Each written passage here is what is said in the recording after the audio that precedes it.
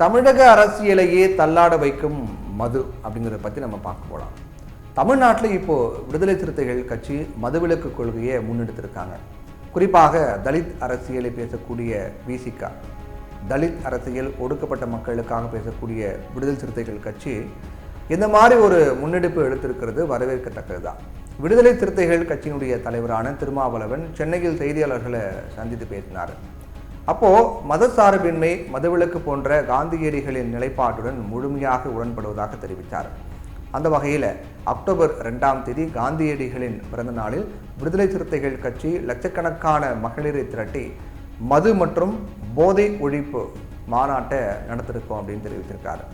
இந்த மாநாட்டினுடைய முதன்மையான கோரிக்கை தமிழகத்தில் படிப்படியாக மதுக்கடைகளை மூட வேண்டும் அப்படிங்கிறது தான். 2016ஆம் ஆண்டு தேர்தல் அறிக்கையில் திமுக படிப்படியாக மதுவிலக்கு நடைமுறைப்படுத்தப்படும் அப்படின்னு உறுதி கொடுத்தாங்க. திமுகவுக்கும் மதுவிலக்கு கொள்கையில் உடன்பாடு இருக்கு, அதிமுகவுக்கும் மதுவிலக்கு கொள்கையில் உடன்பாடு இருக்கு, இடதுசாரி கட்சிகளுக்கும் மதுவிலக்கு கொள்கையில் உடன்பாடு இருக்கு, விசிகாவிற்கும் மதுவிலக்கில் உடன்பாடு இருக்கு அப்படின்னு திருமாவளவன் பேச்சிருப்பதில் தான் நெருடல் இருக்கு. இடதுசாரிகள் ஆளக்கூடிய கேரளாவிலும் அவர்கள் ஆண்ட மேற்கு வங்கத்திலும் மதுவிலக்கு என்பது பற்றி பேச்சே கிடையாது. கேரளாவில் மதுவிலக்கு ரத்து செய்யப்பட்ட போது இந்த பிரச்சனையில் விழிப்புணர்வை ஏற்படுத்துவதுதான் சிறந்த வழி அப்படின்னு சொல்லப்பட்டது. இப்போ கூட தமிழகத்தில் மதுவிலக்கை அமல்படுத்தணும் அப்படின்னு இடதுசாரிகள் சொல்லலை. ஏன் விடுதலை சிறுத்தைகள் கூட தேர்தலின் போது மதுவிலக்கு பற்றி பேசலை. திமுக அதிமுகவின் நிலைப்பாடு மாறுபட்ட விஷயம் அப்படிங்கிறது எல்லாருக்கும் தெரியும். அதிமுகவை பொறுத்த வரைக்கும் படிப்படியாக மதுவிலக்கு அப்படின்னு ஜெயலலிதா காலத்திலிருந்து சொல்லிட்டு வந்தாலும் அதிமுக ஆட்சி காலத்தில் டாஸ்மாக் கடைகளுக்கு தமிழகத்தில் பஞ்சமே கிடையாது. இந்நிலையில் தமிழகத்தில் இருக்கக்கூடிய அனைத்து கட்சிகளும் மதுவிலக்கை ஆதரிக்கும் போது தமிழக அரசு மதுக்கடைகளை மூட முன்வராதது ஏன்?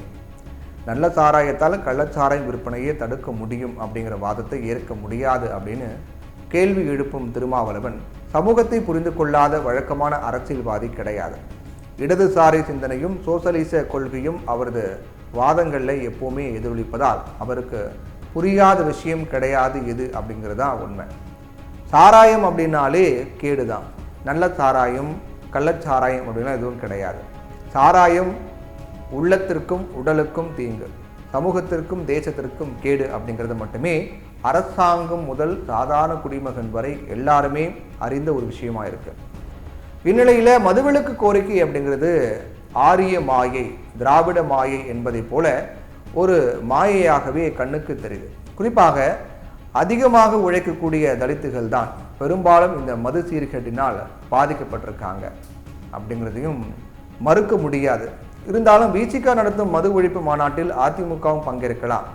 மக்கள் பிரச்சனைக்காக எந்த சக்திகளோடும் இணைவோம், மக்கள் பிரச்சனைகளுக்காக சாதிய சக்திகளை தவிர வேற எந்த சக்திகளோடும் இணைவோம் அப்படின்னு திருமாவளவன் அறிவித்திருக்காரு. இதுதான் ஒரு திருப்பமாகவே பார்க்கப்படுது.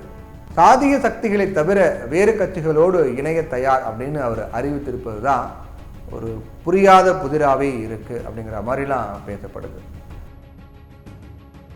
மதவாத சக்திகள் பற்றி அவர் குறிப்பிடலை. மதுவிலக்கு என்பது ஒரு பொது பிரச்சனை, அதில் தமிழகத்தில் இருக்கக்கூடிய எல்லாருமே ஒன்று சேரணும் அப்படின்னு அழைப்பு எடுத்திருந்தால் அதை அரசியலாக பார்க்க வேண்டிய அவசியம் கிடையாது.